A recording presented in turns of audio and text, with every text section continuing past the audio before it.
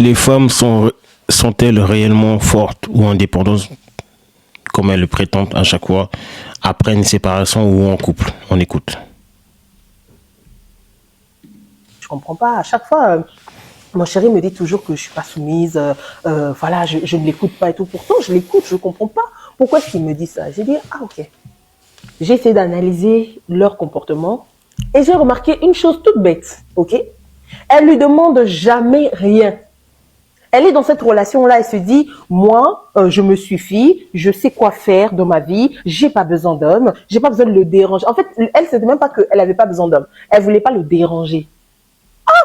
Tu veux pas le déranger? J'ai dit, ma chérie, toi, tu veux pas déranger un homme, tu fais quoi? C'est ce que j'allais demander. À quoi ça sert d'être en couple si tu lui demandes rien? Enfin, entre guillemets, s'il ne sert à rien. Autant être célibataire. Mais beaucoup vont faire semblant d'aller dans un couple pour le dictat de la société, entre guillemets, ou de la famille, de l'origine, de la religion, pour ne pas être toute seule. Sinon, selon elles, vu qu'elles vont matin, midi, soir au travail, elles ont une situation, c'est-à-dire maison, voiture, etc. Elles sont autonomes, elles n'ont pas besoin de mec. Beaucoup réfléchissent comme ça, mais bon, elles se forcent à être en couple. Mais je ne dis pas aussi, une femme qui est en couple doit demander tout le temps de l'argent à son mec. Et tant mieux, même si elle le demande pas. Tant mieux. Qui rêverait pas de ça? Tu fais quoi avec lui? Tu fais quoi? C'est-à-dire, commence à lui poser des questions. Commence à lui montrer ta vulnérabilité. Tu es forte, tu es indépendante, tu gagnes ta vie, tu es bien placé, machin, tu es aisé. L'homme, quand il te regarde, il se dit, mais bon, quelle est ma place dans cet échiquier? Et je vais commencer où? Par où? Et elle a commencé à changer. Elle a commencé à lui demander, à lui parler de ses problèmes, en fait. Tu sais, ah, j'ai tel souci, tel souci, tel souci. Je sais pas comment m'en sortir. Et le lendemain, l'homme venait avec des trucs, il venait, il faisait ses courses, il venait, il se montrait homme. Et ça, en fait, ça soudait leur relation parce qu'elle s'est montrée vulnérable.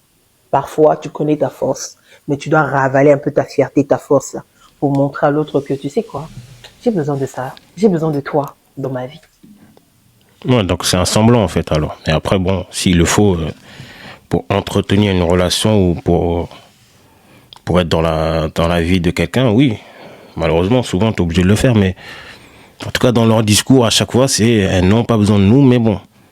Et là, elle doit faire semblant. Là. Elle fait semblant. Dommage. Bon, dites-moi, est-ce que j'ai oublié quelque chose? Est-ce que je vous ai offensé? Une fois, il y a une de mes belles dames qui est venue me voir, elle m'a dit, mais je comprends pas, il faut arrêter ça. Deuxième chose que les femmes dites fortes font tout le temps et qui fait fuir les hommes. Les hommes, ils détestent ça. Une femme qui ne sait pas se taire. Ma chérie, tu ne sais pas te taire. Je suis une... Ah, ça, j'en sais quelque chose. Une femme qui se dit forte, mais qui parle, avec qui vous vous embrouillez dans un endroit public, genre vous allez dans une fête, mariage, etc. Elle va s'embrouiller devant tout le monde. Ah, ça donne pas envie. Mais bon, il y a des hommes qui restent. Hein.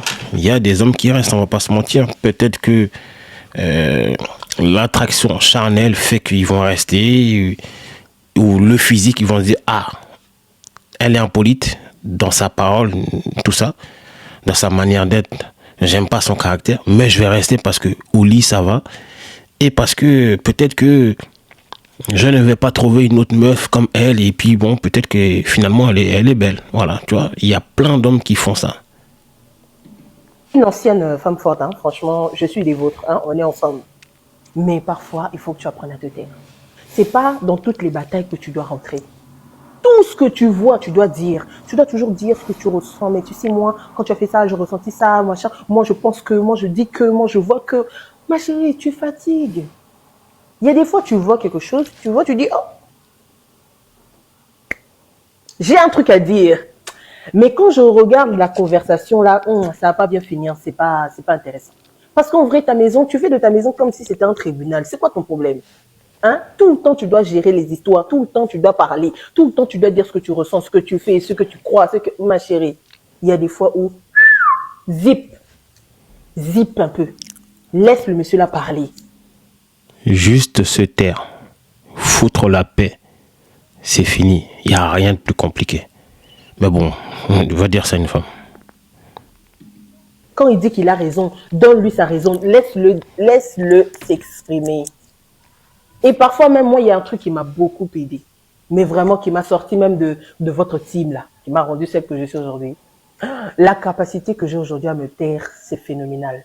Mais moi, ça me dépasse. Je vous dis la vérité, ça me dépasse. Avant, C'est l'un des pouvoirs dans le couple.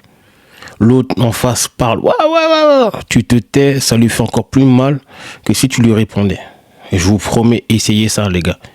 Taisez-vous, laissez-la parler. Et vous verrez qu'elle aura encore plus le seum que si vous lui répondiez vraiment. Ça sert à rien de vouloir crier plus que elle, montrer que vous êtes des bonhommes en criant. Non, ça sert à rien. Le silence, si tu te tais, elle va péter un câble. Après, voilà, soyez prêts. je ne pouvais pas me taire dès que quelque chose n'allait pas. Oh, il fallait que je parle, il fallait que je dise que moi, je ne suis pas d'accord. Je me suis rendu compte que je suis rentrée dans des batailles très inutiles, pour rien. J'ai frustré mon homme pour rien. Alors que, bah, franchement, j'aurais pu tout simplement me taire et le regarder gérer sa situation, gérer son problème, ou bien gérer même les problèmes avec les autres personnes. Hein? Il y a combien de femmes aujourd'hui ont perdu leur foyer à cause de la bouche? Tu es énervé, te voilà. Quel gendarme tu es? Regarde comment il est court, regarde comment sa tête est chauve. Maintenant, la colère est passée, maintenant tu es là. Et c'est les mêmes qui viennent faire des vidéos après sur internet. Oh, je ne trouve aucun mec, ils sont tous méchants. T'as voulu vivre dans un monde de bisounours, de Disney, à nous sortir des critères de fou. Je veux un homme ci, un homme ça, un homme ci, un homme ça. Voilà. Tu te retrouves à un certain âge, tu fais une vidéo, tu pleures sur internet. Et parce que ton caractère, il pue la merde. T'as un caractère de cochon, t'as un caractère de merde. Il faut le dire souvent. Vous savez pas vous maîtriser. C'est pas partout qu'il faut sortir votre bouche. Il n'y a rien de mieux que se disputer chez soi et pas partout. Ah, je sais même pas. Pourquoi vraiment? Pourquoi j'ai parlé comme ça? Tais-toi. Zip it. Shut up. C'est pour ton bien. Hein?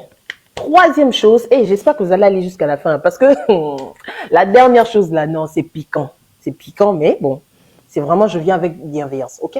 Tu ignores complètement son rôle d'homme dans la maison. Il faut arrêter ça. Donc obliger les pères à être présents pour leurs enfants, Hélène préférerait qu'on s'attaque aux injustices matérielles qui maintiennent les familles monoparentales dans la précarité. Aujourd'hui, une femme qui a des enfants, qui a un ex-mari qui paye une pension alimentaire, si son ex-mari se remet en couple avec quelqu'un, et c'est normal, on ne pourra pas prendre les ressources de cette personne dans le calcul de la pension, ce qui paraît logique. À l'inverse, une maman qui est seule et qui refait sa vie, toutes les aides qui lui sont octroyées parce qu'elle élève seule ses enfants lui sont retirées. Et donc, on considère que le nouveau compagnon de cette femme-là doit... Tant mieux. Si c'est un homme capable qui vient prendre la baby maman de quelqu'un d'autre, tant mieux. S'il paye. Normalement, elle a refait sa vie. On lui diminue ses aides, comme ce qui est prévu par la loi. Et l'autre, le mari qui refait sa vie, lui, sa pension reste pareille, puisqu'il a une autre famille. Il est amené à refaire sa vie aussi. Donc, je vois pas pourquoi elle se plaint, en fait. Doit subvenir aux besoins de ses enfants.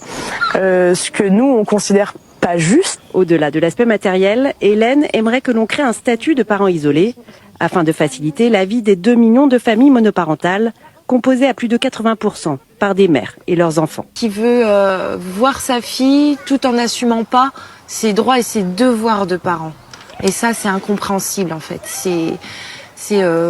Il veut que le positif d'un enfant, mais pas tout ce qui va avec. Sauf qu'un enfant, il a besoin de boire, il a besoin de manger, il a besoin de s'habiller. Ok, mais quand si jamais ce mec-là, il a son enfant le week-end, ou les vacances scolaires, 1 mois sur 2, 2 semaines sur 2, il te demande pas de l'argent. Il te demande pas de l'argent. Je comprendrai jamais ce délire-là. Il vous demande pas de l'argent, mais vous vous plaignez. Si je récupère ma fille ou mon fils, les activités que je vais faire avec, je vais pas te demander, je vais pas te dire tiens, donne-moi 10 € parce que je m'occupe de notre fils. Non, ça devrait être pareil pour tout. Elles font comme si elles allaient élever l'enfant de quelqu'un d'autre. Non, c'est ton enfant aussi. Il a besoin d'aller à l'école, d'avoir des fournitures scolaires. Un enfant, c'est pas je te prends 15 jours en vacances et puis le restant de l'année, ben voilà, t'existes pas. C'est ça, il faut penser à l'intérêt de l'enfant avant tout. L'audience a eu lieu fin avril au tribunal de Charleville-Mézières. Le père est probablement en Afrique. Benjamin, 21 ans, ne décolère pas. En fait, il nous a dit qu'il nous avait jamais aimé, que sa bêtise, sa plus grosse bêtise dans la vie, c'était d'avoir fait des enfants. Il refuse J'avoue, c'est radical. C'est radical.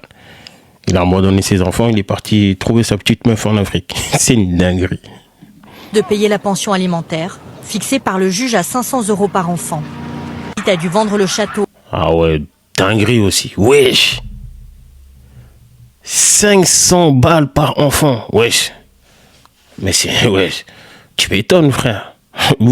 Dites-moi ce que vous aurez fait en commentaire. C'est une dinguerie. 500 € par enfant. Et sa dépendance dans laquelle la famille vivait.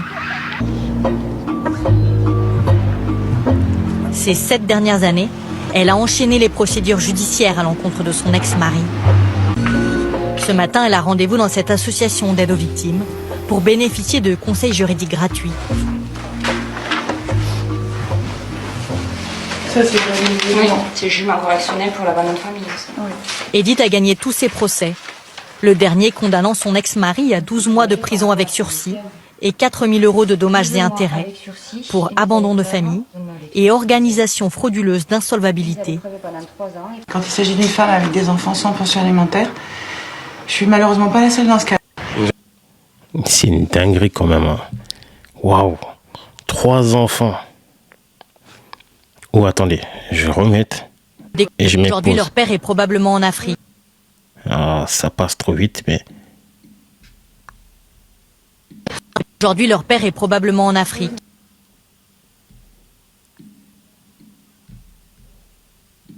Aujourd'hui, leur père est probablement en Afrique. Benjamin, 21. Aujourd'hui, leur père est probablement en Afrique. Benjamin. J'ai compté à peu près 4 enfants. 4 enfants, 500 €. Ouh là là là là. 2000 € par mois qu'il doit décaisser pour 4 enfants. Mais c'est des Bugatti Veyron ou quoi, les enfants? 500 € par tête. Ah, les juges. Félicitations à elle, elle a tout gagné ses procès, mais le gars, il allait faire sa belle vie, il allait prendre sa petite africaine. Tu veux faire quoi? Tu m'étonnes qu'il décolère. 500 balles. Ils ont même pas dit 150 € par enfant, admettons. Même ça, fois 4, bon, après c'est lui qui allait foutre 4 gosses aussi. Hein. Mais 500 balles. Et les juges, je préfère même pas parler. Enfin bref, dites-moi ce que vous en pensez des pseudo-femmes fortes. Et finalement, quand il y a une séparation, elles sont plus aussi fortes que ça.